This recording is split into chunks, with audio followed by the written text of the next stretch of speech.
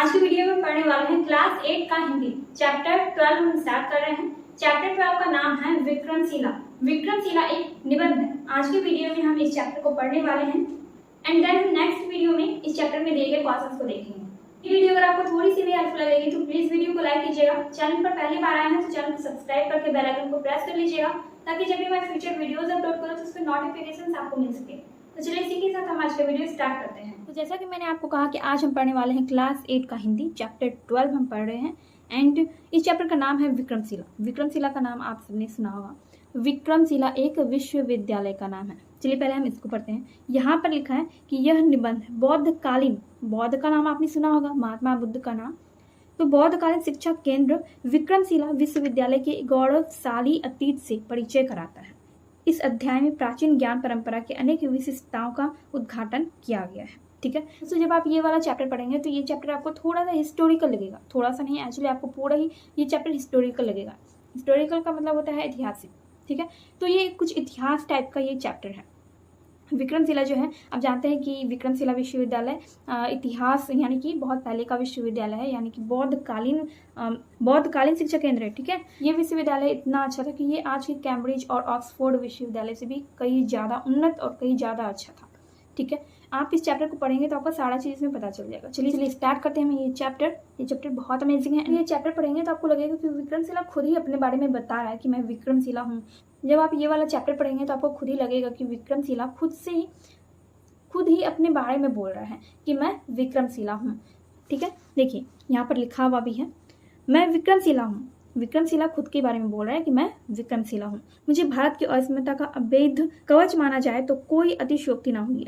अगर आप इस वर्ड का मीनिंग नहीं जान पा रहे हैं तो आपके बुक में दिया गया, इसी चैप्टर में आपको दिया गया सारा मीनिंग। यहाँ पर आप देख सकते हैं कितना सारा मीनिंग दिया गया है। अस्मिता का मतलब क्या होता है? इज्जत या प्रतिष्ठा। अभेद यानी कि जिसे भेदा ना जा सके।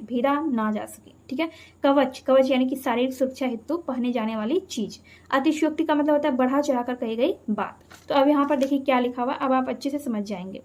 मुझे भारत की अस्मिता का अवैध कवच माना जाए तो कोई अतिशयोक्ति ना होगी, यानी कि मुझे भारत की इज्जत या प्रतिष्ठा माना जाए तो इसमें कोई अतिशयोक्ति यानी कि इसमें मतलब कि इसमें कोई बढ़ा चढ़ाकर बात करने वाली बात नहीं होगी। ठीक है, मेरा अतीत आज के कैम्ब्रिज विश्वविद्यालय एवं ऑक्सफोर्ड विश्वविद्यालय से कहीं अधिक उन्नत और महत्वपूर्ण था। ठीक है, ये कह रहा है, विक्रमशिला खुद कह रहा है कि मेरा अतीत आज के कैम्ब्रिज विश्वविद्यालय और ऑक्सफोर्ड विश्वविद्यालय से कहीं अधिक उन्नत और महत्वपूर्ण था। देखिए, कैम्ब्रिज विश्वविद्यालय और ऑक्सफोर्ड विश्वविद्यालय जो है ये विदेशी विश्वविद्यालय है। ठीक है, विदेश में है।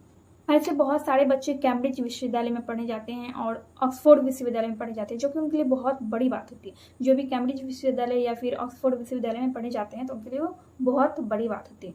एक्चुअली में ये बहुत बड़ी बात है क्योंकि वो विश्वविद्यालय एक्चुअली में बहुत बढ़िया, बहुत ही अच्छा है। ठीक है, महत्ता भी बहुत ज़्यादा है।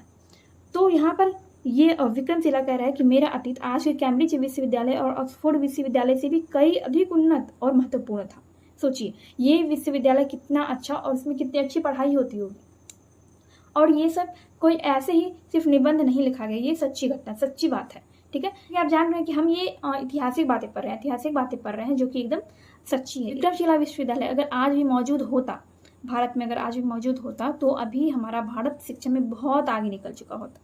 ठीक है, क्योंकि उसमें इतनी अच्छी पढ़ाई होती थी। शायद नहीं जानते होंगे, विक्रमशिला विश्वविद्यालय जो था वहाँ पर 10,000 विद्यार्थी अगर पढ़ते थे तो वहाँ पर 1,000 शिक्षक पढ़ाते भी थे। ठीक है, तो 10,000 विद्यार्थी पढ़ रहे हैं और वहाँ पर 1,000 शिक्षक पढ़ा रहे हैं, तो सोचिए वहाँ पर पढ़ाई कितनी अच्छी होती होगी। वहाँ के शिक्षक और वहाँ पे जो स्टूडेंट पढ़ लेता था उनका जीवन मतलब वो एकदम सफल हो जाता था। मतलब वो कुछ ना कुछ कोई अच्छा आदमी, कोई महापुरुष वो बन ही जाता था, क्योंकि वहाँ पे ज्ञान इतना अच्छा दिया जाता था। ठीक है, विक्रमशिला विश्वविद्यालय शिक्षा का प्रसिद्ध केंद्र था। ठीक है, विक्रमशिला विश्वविद्यालय शिक्षा का प्रसिद्ध केंद्र था। यहाँ तक हो गया। अब यहाँ पर देखिए, मेरे यहाँ आर्यभट्ट को आप जानते होंगे, गणित के जनक, जिन्होंने शून्य का प्रतिपादन मतलब शून्य की खोज की, दशमलव की खोज की, और पृथ्वी गोल है या फिर चपटी है, ये सारी चीज़ों की खोज आर्यभट्ट ने की। तो आर्यभट्ट और अतीश दीपंकर सरीखे विद्वान हुए, नज़रअंदाज नहीं किया जा सकता। ठीक है, देखिए विक्रमशिला कह रहा है कि मेरे यहाँ आर्यभट्ट और अतीश दीपंकर शरीके विद्वान हुए जिनके योगदान को नज़रअंदाज नहीं किया जा सकता। अगर आप आर्यभट्ट और अतीश दीपंकर के बारे में पढ़ना चाहते हैं तो आप देखेंगे, जानेंगे कि ये कितने बड़े विद्वान थे, कितने बड़े आदमी थे। ठीक है, आर्यभट्ट को आप सभी जानते होंगे, आर्यभट्ट को हर कोई जानता है। और अतीश दीपंकर जो है, इन्होंने भी बौद्ध धर्म का प्रचार किया है, तो ये भी बहुत बड़े विद्वान थे। तो ये कह रहा है कि इनके योगदान को नज़रअंदाज नहीं किया जा सकता। अब है खगोल विद्या के क्षेत्र में आर्यभट्ट विश्व प्रसिद्ध है। ये सारे लोग जानते हैं कि खगोल विद्या के क्षेत्र में आर्यभट्ट जो है वो विश्व प्रसिद्ध है। जबकि अतीश दीपंकर ने तिब्बत में, देखिए यहाँ तिब्बत में बौद्ध धर्म का प्रचार किया है और लामा संप्रदाय की शुरुआत की। ठीक है, जान इनके बारे में इतना तो हमें यहाँ पर पता चल गया कि आर्यभट्ट जो थे वो विश्व प्रसिद्ध किसमें, खगोल विद्या के क्षेत्र में वो विश्व प्रसिद्ध थे। और अतीश दीपंकर जो थे वो तिब्बत में बौद्ध धर्म का उन्होंने प्रचार किया था, उन्होंने लामा संप्रदाय की शुरुआत की थी। ठीक है, ये बहुत बड़ी बात है, ये कोई छोटी बात नहीं है।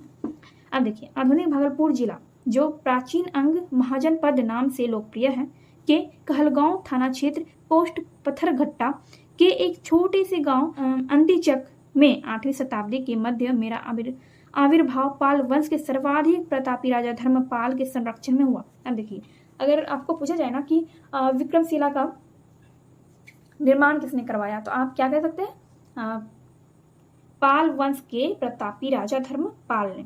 विक्रमशिला के शासनकाल में बना, किसने बनवाया, धर्मपाल ने, पाल वंश के राजा धर्मपाल ने। ठीक है, कब बना, 8वीं शताब्दी में बना। तो इन चीज़ों को आप लोग ध्यान में रखिएगा, ये बहुत इंपॉर्टेंट चीज़ है। विक्रमशिला 8वीं शताब्दी के, देखिए यहाँ पर क्या कह रहे हैं, इसको फिर से पढ़िए। विक्रमशिला स्थित कहाँ पे है, कहाँ पर स्थित है, भागलपुर जिला जो कि प्राचीन अंग महाजनपद के नाम से लोकप्रिय है। पहले के समय में इसको महाजनपद कहा जाता था, भागलपुर जिला को। ठीक है, तो अभी जो है, अभी भी विक्रमशिला मौजूद है, कहाँ पर, भागलपुर जिला के कहलगांव थाना क्षेत्र पोस्ट पत्थरघट्टा के एक छोटे से गांव अंतिचक में भी ये विक्रमशिला मौजूद है। लेकिन अभी ये टूट फूट सा गया है क्योंकि इस पर आक्रमण वगैरह भी हुआ है। ठीक है, तुर्की आक्रमण इस पर हुआ है और अंग्रेजों ने भी इसे बहुत क्षतिग्रस्त कर दिया है, तो ये अभी टूट गया है।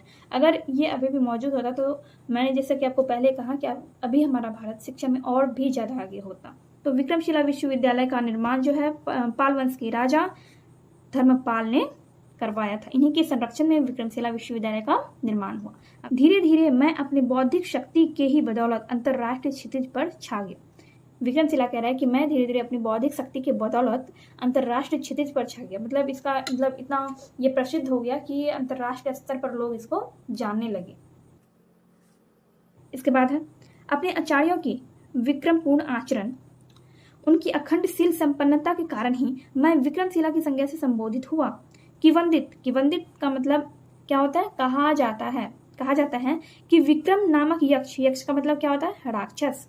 विक्रम नामक यक्ष को दमित कर, विक्रम नामक राक्षस को दफना कर इस स्थान पर विहार बनाने के कारण मेरा नाम विक्रमशिला पड़ा।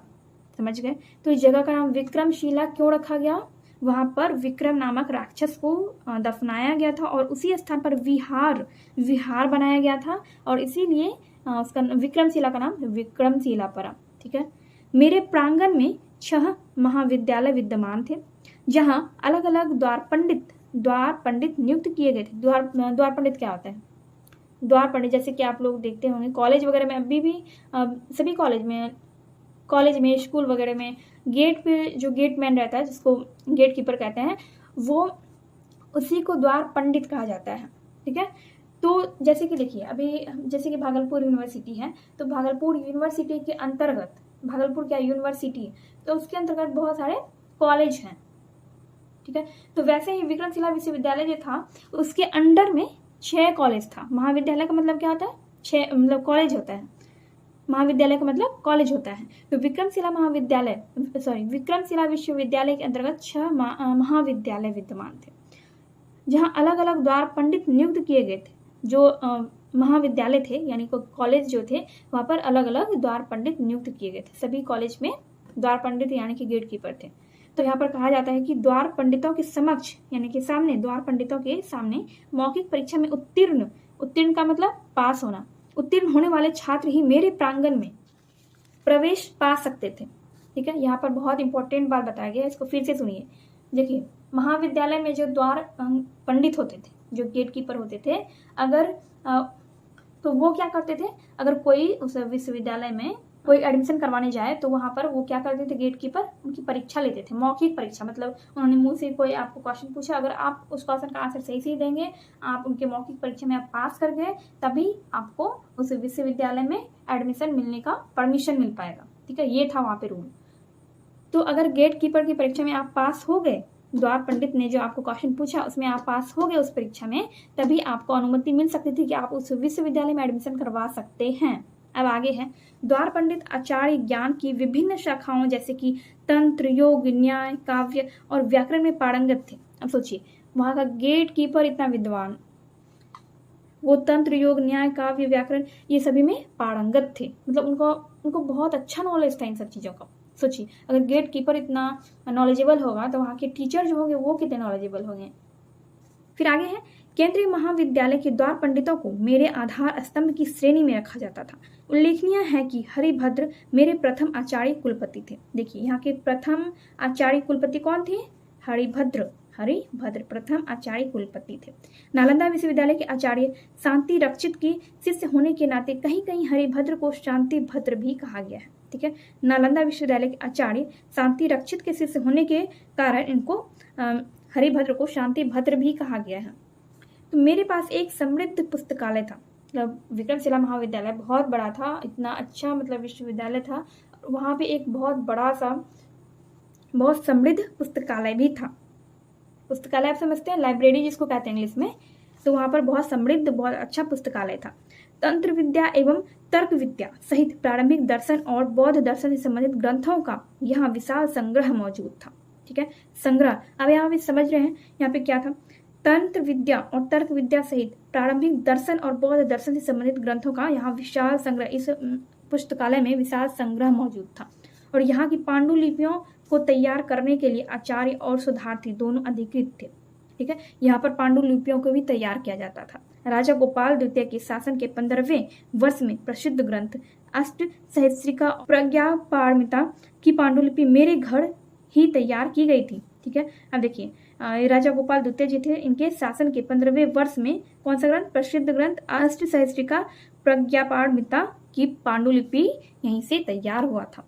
यह ग्रंथ आज भी ब्रिटिश म्यूजियम लंदन की धरोहरों में शामिल है। तो ये जो पांडुलिपि तैयार किया गया था, ये पांडुलिपि कहाँ पर है? अभी ब्रिटिश म्यूजियम लंदन में है। ठीक है, अब लंदन में कैसे चला गया यहाँ का भारत का जो पांडुलिपि था वो लंदन कैसे चला गया? क्योंकि अंग्रेजों ने विक्रमशिला विश्वविद्यालय पर क्या किया था? आक्रमण किया, उनको नष्ट किया। और वहाँ की अच्छी अच्छी चीज़ें, वहाँ की जो महत्वपूर्ण चीज़ें थी, जो उनको लगा कि हाँ ये सारा चीज़ इंपॉर्टेंट है, अच्छा है, तो वो उन्होंने वहाँ से उसको ले लिया और अपने साथ वो लेके चले गए। तो इसलिए लंदन के लोग, लंदन के जो अंग्रेज थे, वो उन्होंने जब विक्रमशिला को लूटा होगा तभी उन्होंने उस पांडुलिपि को लेके वो अपने यहाँ चले गए और वहाँ पर लंदन में अपने म्यूजियम में रख दिया उन्होंने। ठीक है, अब देखिए, दान, शील, धैर्य, वीर, ध्यान और प्रज्ञापारमिता के प्रमुख अंग हैं जिनमें पारंगत होना मेरे उद्देश्यों में शामिल था। उपाय, कौशल्य, प्राणिधान, बल एवं ज्ञान को मिलाकर कुल 10 पारमिताओं में पारंगत होना अपने आप में साधारण बात नहीं थी। देखिए, यहाँ पर कह रहे हैं कि दान, शील, धैर्य, वीर्य, ध्यान और प्रज्ञापारमिता के प्रमुख अंग थे और इनमें पारंगत होना कोई आसान बात, कोई छोटी बात नहीं थी। ठीक है, ये अपने आप में बहुत बड़ी बात थी। यह मनुष्य को पूर्ण महामानव बनाने की प्रक्रिया है जो मेरी गरिमा की चरम परिणति है। तो यहाँ पर कह रहा है कि यह मनुष्य को पूर्ण महामानव, मतलब बहुत अच्छा आदमी, बहुत अच्छा इंसान बनाने के लिए यह प्रक्रिया, यह पूरी प्रक्रिया थी और वो ज्ञान से परिपूर्ण हो जाता था।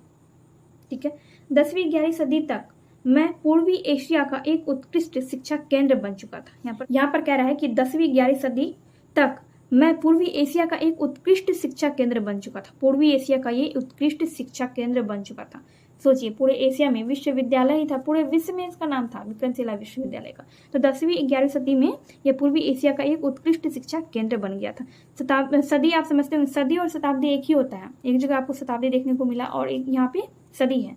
तो जैसे देखिए, 100 साल बराबर 100 साल बराबर एक सदी या एक शताब्दी होता है। ठीक है, इसको याद रखिएगा। ठीक है, सम्यक ज्ञान दान परंपरा में मेरा कोई सानी नहीं था। मैंने आपको पांडुलिपि का मतलब नहीं बताया। पांडुलिपि का मतलब तो आपको यहाँ पर बुक में भी मिल ही जाएगा। पांडुलिपि का मतलब होता है हाथ से लिखी हुई, ठीक है। म्यूजियम मैंने आपको इसलिए नहीं बताया, मुझे लगा कि आप लोग समझते होंगे। यहाँ पर जो भी वर्ड आप नहीं जानते हैं तो यहाँ पर आप देख सकते हैं, यहाँ पर इतना सारा वर्ड दिया गया, इतना जान लेंगे तो आपको इस चैप्टर को अच्छे से समझ जाएंगे, ठीक है। तो पांडुलिपि का मतलब होता है हाथ से लिखी हुई, और म्यूजियम का मतलब होता है संग्रहालय, इसका हिंदी होता है। म्यूजियम वैसे इंग्लिश वर्ड हुआ और संग्रहालय हो गया हिंदी वर्ड। उत्कृष्ट का मतलब एकदम उत्तम, ठीक है। तो हम यहाँ पर रहे थे, तो यहाँ पर ये कह रहा है विक्रमशिला की 10वीं 11वीं सदी तक मैं पूर्वी एशिया का एक उत्कृष्ट शिक्षा केंद्र बन चुका था। सम्यक ज्ञान दान परंपरा में मेरा कोई सानी नहीं था। मेरे प्रांगण प्रवेश में प्राथमिकता वैसे विद्यार्थियों को ही दी जाती थी जो मेरे यहाँ पूरे सत्र में नियमित उच्च शिक्षा व शोध कार्यों के आकांक्षी होते थे, ठीक है। देखिए यहाँ पर पढ़ने वाले विद्यार्थियों को ही शिक्षा दी जाती थी जो कि पूरे सेशन, जैसे कि जब भी आप कोई क्लास में होते हैं तो उसमें क्या होता है, सेशन चलता है। जैसे कि मैं अभी BA पार्ट 2 में हूँ तो उसका सेशन है, मेरा सेशन क्या है 2019 से 22 तक। तो अभी लेट सेशन चल रहा है, तो इसलिए अभी हम लोग का पार्ट 2 का ही एग्जाम हो रहा है, वरना 2022 के मतलब फरवरी मार्च तक में ही कंप्लीट हो गया था हम लोग का ग्रेजुएशन। लेकिन सेशन लेट है तो इसलिए अभी पार्ट 2 का ही एग्जाम चल रहा है, मतलब स्टार्ट होने वाला है, चल नहीं रहा है। तो यहाँ पर क्या कह रहे हैं कि मेरे यहाँ पूरे सत्र में नियमित उच्च शिक्षा एवं व शोधकर्ताओं के आकांक्षी होते थे, तो वैसे ही विद्यार्थियों को वहां पर एडमिशन दिया जाता था। प्रत्येक नवागत विद्यार्थी को कुछ समय के लिए भिक्षु वर्ग में रहना पड़ता था। जो नए विद्यार्थी होते थे, जो नए विद्यार्थी आते थे वहां पे, उन्हें भिक्षु वर्ग में रखा जाता था, वहीं पे उनको रहना पड़ता था। फिर आचार्य अपने शिष्य को पुत्रवत मान उसे बौद्ध सिद्धांतों से परिचित कराते थे। तो यहाँ पर क्या है कि आचार्य अपने शिष्य को पुत्रवत यानी कि अपने पुत्र की तरह, अपने बेटे की तरह मानकर उसे बौद्ध सिद्धांतों से परिचित करवाते थे, ठीक है, ताकि वे मेरे उच्च आदर्शों पर खड़े उतर सके, ठीक है। उनको ट्रेंड किया जाता था, बौद्ध सिद्धांतों से उनको परिचित करवाया जाता था, उनको सिखाया जाता था बौद्ध सिद्धांत, ठीक है। वहाँ के आचार्य जो रहते थे, आचार्य पहले के टीचर को कहते थे, तो वहाँ के जो शिक्षक थे, जो टीचर थे, वो अपने स्टूडेंट को बेटे की तरह मानकर उसे बौद्ध सिद्धांत सिखाते थे, ताकि वे विक्रमशिला विश्वविद्यालय के उच्च आदर्शों पर, उनके आदर्शों पर वे खड़े उतर सके, वहाँ पर परीक्षा में पास कर सके, ठीक है। क्योंकि वहाँ पे उन्हें रह के पढ़ाई करनी थी, तो इसलिए उनको सारा ट्रेनिंग वगैरह दिया जाता था। मेरा छात्र होना ही अपने आप में गौरव की बात हुआ करती थी। अब जैसे कि देखिए अभी का जो विश्वविद्यालय है कैम्ब्रिज और ऑक्सफोर्ड, अगर वहाँ पर आप नाम लेंगे कि अगर कोई व्यक्ति अगर वहाँ पर पढ़ता है तो उसका बहुत बड़ा नाम होता है, ठीक है। लोग उसको बहुत इज्जत की नज़र से देखते हैं कि कैम्ब्रिज विश्वविद्यालय और ऑक्सफोर्ड विश्वविद्यालय इतना बड़ा, मतलब अभी के टाइम में वो बहुत अच्छा, सबसे अच्छा विश्वविद्यालय है, ठीक है। तो वहाँ का विद्यार्थी होना ही अपने आप में बहुत बड़ी बात थी। तो उस टाइम में जो विक्रमशिला विश्वविद्यालय था, अगर हालांकि अभी भी अगर विक्रमशिला विश्वविद्यालय होता तो उसमें पढ़ाई करना, वहाँ का स्टूडेंट होना ही अपने आप में बड़ी बात होती। और उस टाइम भी यही था कि जो वहाँ का विद्यार्थी था, वहाँ का विद्यार्थी होना ही अपने आप में बहुत गर्व की बात थी। यहाँ के नामांकित छात्र देश विदेश में मान सम्मान के स्वतः ही हकदार हो जाते थे। यहाँ से जो पढ़ लेता था वो देश विदेश में उनका मान सम्मान होता था, ठीक है। राज दरबारों में यहाँ के आचार्यों और विद्यार्थियों को विशेष सम्मान मिला करता था, समझ रहे हैं। यहाँ पर कह रहे हैं कि राज दरबारों में यहाँ के आचार्यों, यहाँ के जो शिक्षक थे और जो विद्यार्थी थे, उनको विशेष सम्मान दिया जाता था। सोचिए कि विक्रमशिला विश्वविद्यालय का कितना ज़्यादा महत्व था, वो विश्वविद्यालय कितना ज़्यादा अच्छा था, इसलिए वहाँ का स्टूडेंट होना ही बहुत बड़ी बात थी। तो ये हो गया। अब है तंत्र विद्या के अतिरिक्त व्याकरण, न्याय, सृष्टि विज्ञान, शब्द विद्या, शिल्प विद्या, चिकित्सा विद्या, सांख्य, वैशेषिक, अध्यात्म विद्या, विज्ञान, जादू एवं चमत्कार विद्या मेरे पाठ्यक्रम के प्रमुख अंग थे। देखिए कि इतना सारा चीज उस विश्वविद्यालय में पढ़ाया जाता था, तो वहाँ के छात्र, ऑब्वियसली वहाँ के छात्र होनहार ही होंगे, तो सारा ज्ञान वहाँ पर उस विद्यालय में दिया जाता था। और वहाँ के शिक्षक तो अच्छे होते ही थे, वहाँ के विद्यार्थी भी बहुत अच्छे होते थे, पढ़ने वाले विद्यार्थी होते थे। देखिए कक्षा की व्यवस्था और उसके समय निर्धारण के लिए अलग से आचार्य नियुक्त थे। अध्यापन का माध्यम संस्कृत भाषा थी। अध्यापन यानी कि वहाँ पर शिक्षा किस भाषा में दी जाती थी, संस्कृत भाषा में। अगर आपसे पूछा जाए कि विक्रमशिला विश्वविद्यालय में किस भाषा में पढ़ाया जाता था या फिर किस भाषा में शिक्षा दी जाती थी, तो आप क्या बोलेंगे, संस्कृत भाषा में। यहाँ पर लिखा हुआ है, ठीक है। देखिए वहाँ की कक्षा की व्यवस्था, यानी कि क्लास कब लेना है, कितने टाइम तक लेना है, कितने बजे लेना है, तो ये सारा चीज़ देखने के लिए एक अलग से टीचर नियुक्त किए गए थे। तो वर्तमान में सरकार की सकारात्मक सोच एवं पुरातात्विक विभाग के अथक प्रयास से मैं वर्षों गुमनाम रहने के बाद एक बार फिर सुर्खियों में आ गया हूँ। ठीक है, जब इसका विनाश हो गया था विक्रमशिला का, तब वर्षों मतलब बहुत सालों तक इनका मतलब इसका कोई नाम वगैरह नहीं था। ठीक है, कोई मतलब लोग नहीं जानते थे, लेकिन सरकार की वजह से जब उन्होंने वहाँ पर खुदाई वगैरह करवाना शुरू किए तो वहाँ से बहुत सारी चीज़ें मिली, तो इसलिए फिर से विक्रमशिला सुर्खियों में आ गया, फिर से इसका नाम जो है सब लोग जानने लगे। तो पुरातात्विक खनन से मेरे प्राय सभी इमारतों की प्राप्ति हो जाने की आशा प्रबल हो गई है। यहाँ 50 फीट ऊंची और 73 फीट चौड़ी इमारत के रूप में प्रधान चैत्य प्राप्त हुए हैं। 4.5 फीट की भूमि स्पर्श मुद्रा में भगवान बुद्ध की प्रतिमा प्राप्त हुई। 4.5 फीट का भगवान बुद्ध की प्रतिमा यानी कि उनकी मूर्ति प्राप्त हुई, इनके भगवान बुद्ध की। पूर्वी और पश्चिमी भवन में पद्मासन, यानी कि पद्मासन क्या होता है, मतलब अपने आसन पर बैठे हुए अवलोकितेश्वर की कांस्य की प्रतिमा यानी कि मूर्ति प्राप्त हुई है। पद्म पानी एवं मैत्रेय की प्रतिमा मिली है। कुछ क्षतिग्रस्त सीलें भी प्राप्त हुई है। एक सील का सत्यापन वीर व्रज से किया गया है। खुदाई का काम अभी प्रारंभिक अवस्था में है, खुदाई का काम अभी भी चल रहा है, जो कि प्रारंभिक मतलब शुरुआती दौर में है। अनेक महत्वपूर्ण वस्तुओं के प्रकाश में आने की संभावनाएं बढ़ती जा रही है, और वहां से ये आशा है कि वहां पर महत्वपूर्ण वस्तुएं वहां से मिलेगी। अब देखिए यहाँ पर है कि 10,000 छात्र, 1,000 अध्यापक जहाँ रह रहे हों, उनकी भव्यता एवं विशालता के संबंध में कहना ही क्या।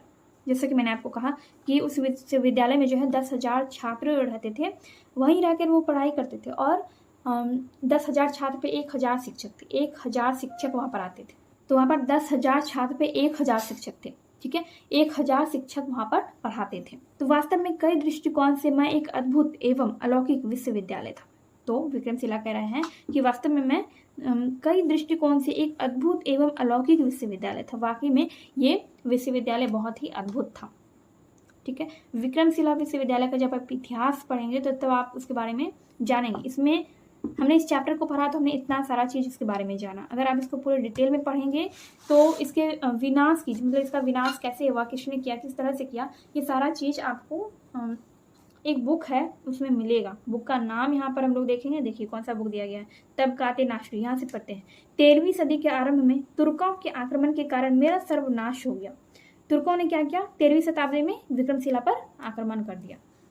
ठीक है, जिसके कारण सर्वनाश हो गया।